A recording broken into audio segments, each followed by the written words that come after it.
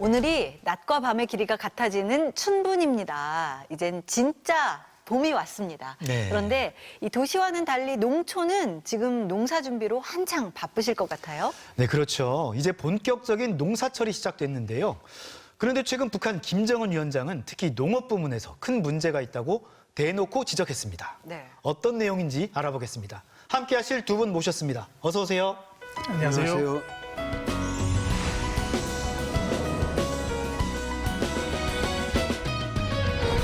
네, 조충희 씨는 북한에 계실 때 농축산 공무원이셨잖아요. 지금 북한 주민들이 어떻게 하고 있을지 눈에 선하시겠습니다. 네, 뭐 옛날 사람들 말로 부지깽이도 뛴다는 이제 농사철이 왔습니다. 해서 지금 이맘때면 뭐 고름 내야 되고 먹판 만들어야 되고 그다음에 이제 그 정자 이제 발화시키는 작업 해야 되거든요. 네. 그다음에 뭐 여러 가지 이제 파종 준비, 비료 가져다 확보하고 엄청 바쁘게 지금 돌아가고 있었거든요. 네. 네.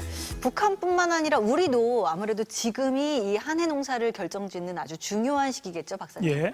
그 북한 농업하고 남한 농업하고 다를 수가 없죠. 네. 아마 똑같은 작업들을 할 겁니다. 그런데 예, 예. 남한 농민들은 좀 북한 농민들하고 다르죠. 어떤 게 뭐가 다를까요? 다르냐면 남한 농민들은 다 사업가입니다. 어떤 작목을 선택해야 나한테 가장 이익이 될 것인가. 그런 걸 아마 구상하고 있을 겁니다. 네. 네, 그런데요. 최근 김정은 위원장은 농업 부분에서 허풍으로 계획을 세우지 말라면서 강도 높게 비판했습니다. 화면 보시죠. 네, 지난 4일 김정은 위원장은 시군 당 책임 간부들을 모아놓고 강습회를 진행했는데요. 농사 작전을 해당 지역의 특성에 맞게 과학적으로 세부적으로 세우고 특히 농업 부문에 뿌리 깊이 배겨 있는 허풍을 없애기 위한 투쟁을 강도 높이 벌여야 합니다. 네, 허풍을 없애라는데 농업에 웬 허풍입니까? 이제 허풍이라는 게 생산량을 이제 뻥튀기 하지 말라. 실제 생산된 양을 너무 이제 높이 보고하지 말라. 이런 뜻으로 이제 이야기했던 것 같습니다. 네, 생산량을 얼마나 부풀렸는데 그런 얘기를 해요? 정확하지는 않지만 이제 올해 농업성이 올해 식량 생산 목표를 이제 800만 톤으로 잡은 것으로 추정이 됩니다. 네, 800만 톤이면 그게 어느 정도나 부풀린 게 되는 건가요? 최근에 몇 년 동안 이제 북한의 농업 생산량이 한 450만 톤 정도 되는데 거의 2배 이상 생산하겠다고 이야기했기 때문에 열받지 않았는가 하는 그런 생각이 듭니다. 그럼 800만 톤을 생산하는 게 지금 현재 북한 농촌 현실에서는 완전히 불가능한 수치인가요, 박사님? 예, 과거에는 허풍이 아닐 수 있었는데 지금은 허풍일 수 있습니다. 그건 무슨 그때는 말이냐? 맞고 지금은 틀리다. 1980년대, 90대 초반에 북한이 800만 톤, 알곡 800만 톤 생산 기지를 달성했다라고 선전한 적이 있어요. 네. 우리가 흔히 생각하는 곡물 더하기 고구마, 감자, 그다음에 식량이 될 수 있는 채소, 가채류까지 다 포함된 것이 아닌가 이렇게 생각이 되고 있습니다. 1980년대 말하고 90년대까지만 해도 북한 경제가 좀 괜찮던 시절이었거든요. 그런데 지금은 북한 상황이 훨씬 엄혹한 상황입니다. 그렇기 때문에 800만 톤 생산 고지가 지금은 허풍일 수가 있는 것이죠. 사실 이렇게 허풍이라고 혼날 정도로 목표량 높게 잡으면 당사자들이 오히려 힘든 거거든요. 근데 왜 이렇게 허풍을 보태가지고 뻥튀기를 한 걸까요? 국가발전 5개년 계획을 세우면서 사실 성장이라는 측면을 놓고 봤을 때 800만 톤 정도는 이제 생산해야 그래도 이제 김정은 위원장의 한데 이제 만족을 이제 줄 수 있다고 아마 현실성은 없지만 높이 세우면 좋아할 거다 아마 그렇게 생각했겠죠. 그렇군요. 그럼 조충희 씨도 북한에 계실 때 이렇게 좀 허풍을 떤 적이 있습니까? 예. 저는 이제 통계 조작 전문이었습니다. 아, 진짜요? 사실 저는 이제 축산이 전문이긴 하지만 네. 이제 고기 생산이라든가 가축 마리수 이런 것들을 이제 뭐 풀리기도 하고 네. 그 다음에 이제 축소하기도 하고 북한에서는 이제 그 행정부문에서 통계를 이제 거무줄 통계라는 말을 하거든요. 근데 궁금한 게요. 이게 통계 조작은 왜 하는 거죠? 그게 이제 조작할 수밖에 없는 환경이 있습니다. 그러니까 잘해도 안 되고 잘못해도 안 되거든요. 농장 안에서 뭐 예를 들어서 한 100톤 생산했는데 다른 농장 봤을 때 조금 이제 잘한 것 같다 하면 못하지 않으면 한 150톤 했다고 보고하고.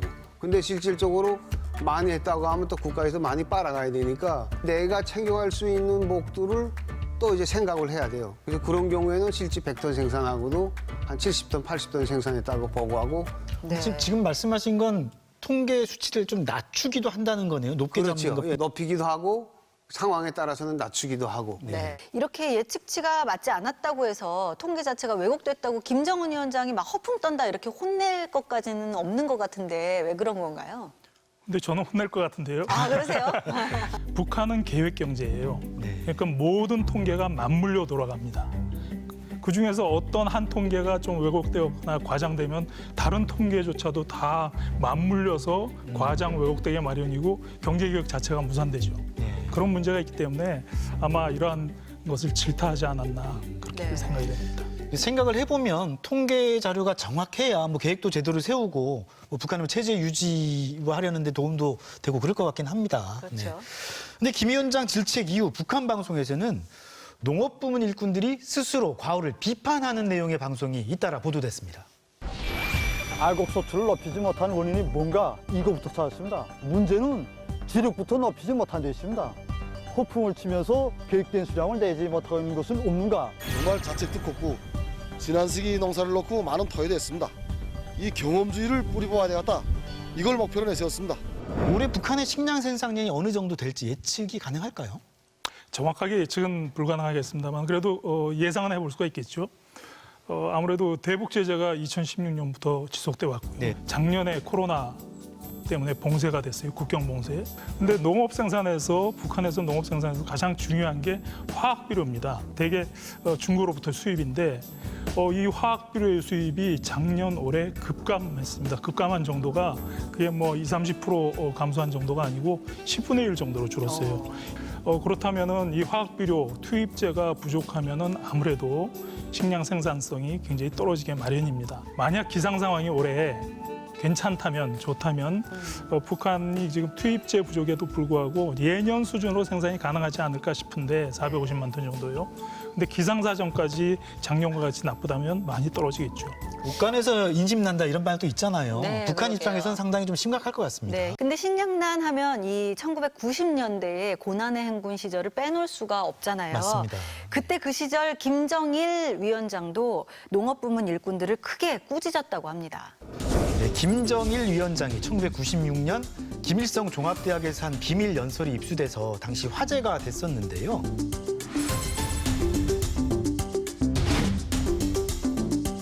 굉장히 위기감이 느껴지는 내용입니다. 국가로부터 이 배급에 전적으로 위지했고 정말 이제 가정의 서금까지도 다 국가가 공급하지 않으면 이제 딴 데서 확보할 생각조차도 안 했던 그런 시기를 살던 주민들이 갑자기 이제 배급이 끊어지고 네.